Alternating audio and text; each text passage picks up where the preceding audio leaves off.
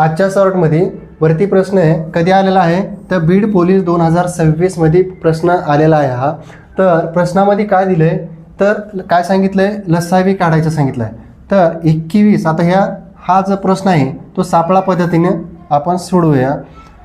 तर 21, 28 आणि 35. आता 7च्या पाड्यात 21 आहे, 28 आहे, 35 आहे. 7 चौक 7 त्रिक 21, 7 चौक 28 आणि 7 5 35.